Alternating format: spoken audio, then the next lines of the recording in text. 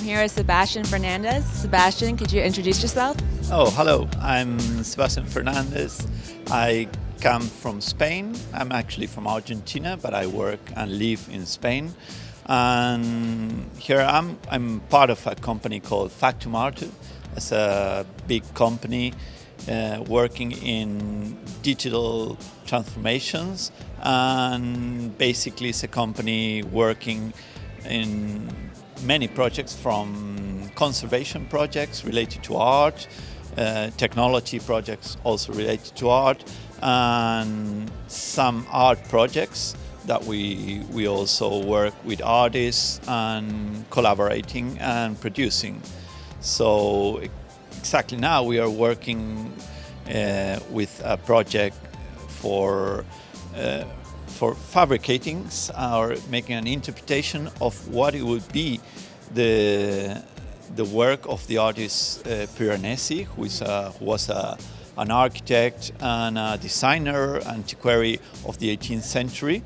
So we bring some of his prints, some of his etchings, and from those etchings that were not done, those designs, we did interpretation of what it would be in a real life, or what it would be in an object, how they would be. So we did that process of transformation from a print. Then we digitalize them and make them in a 3D digital object.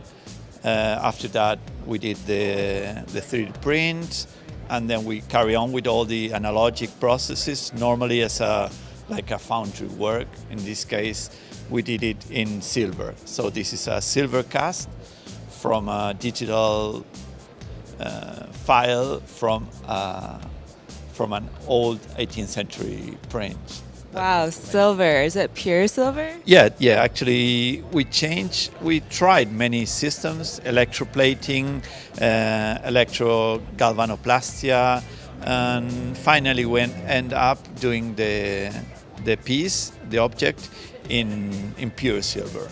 Wow, so how heavy is this piece? It's quite heavy, almost like 3-4 kilograms. So it's because it's not hollow. It's it's hollow inside here that you can see.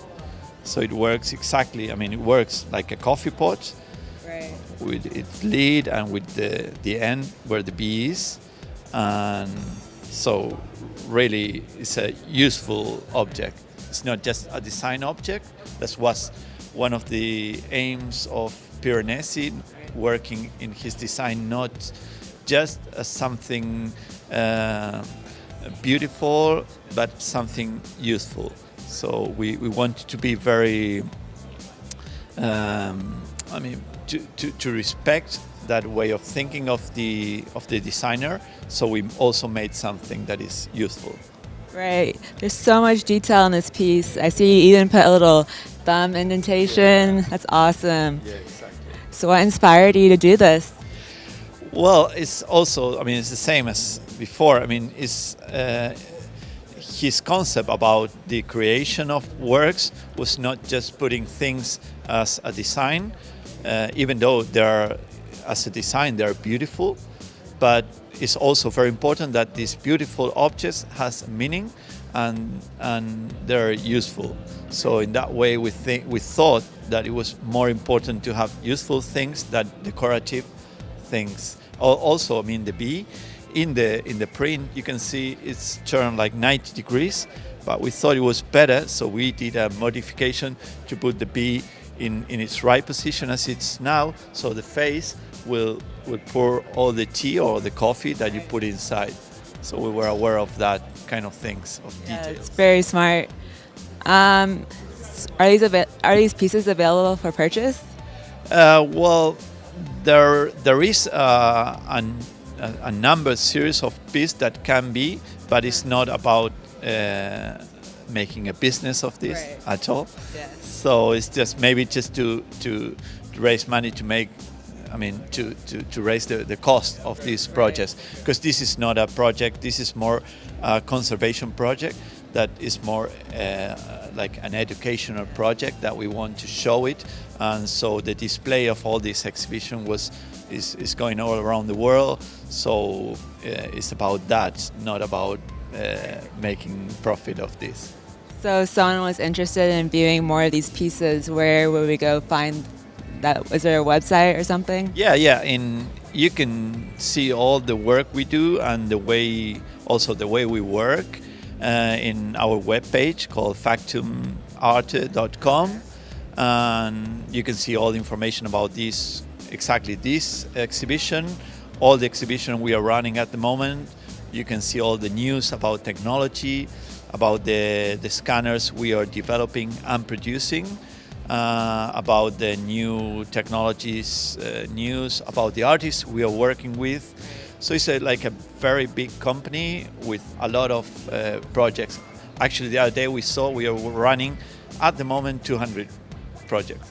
200? Yeah, That's yeah. amazing. Yeah. Like, how long is? Some of them are very small, some of them are big, but we are doing a lot of things around the world related to art and related to transformation and to media transformation in a way.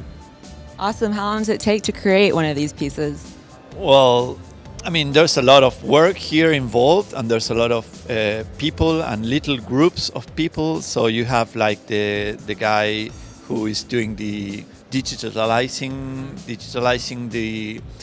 the print. So that's like a lot of time, probably Right. 1 month working with this. Then you have the 3D printers. Then you have the people who works in the workshop making the molds and making the waxes, and then you have the people in the foundry making the work of art. And after that, then you need a lot of people making research Right. to make the books that we do and to organize the exhibitions, and logistic people also who needs to take these pieces all around the world. So in a concept, I mean, it's a lot of time consuming just to make this exhibition. Sounds like it. How many people are involved? Well, probably for this project, around 40, 50 people directly involved, and then all the companies that works around us. So What kind of software do you use? for this, we use SIGGRAPH, and then for the technologically, the 3D print was a serial lithography that we work with the Belgium company called Materialize, that at the moment is like one of the best companies in the world, with the best accuracy, with almost no lines, and is probably the best that we can find. All right, great, Sebastian. Your piece is beautiful, and thank you for your time. Thank you very much.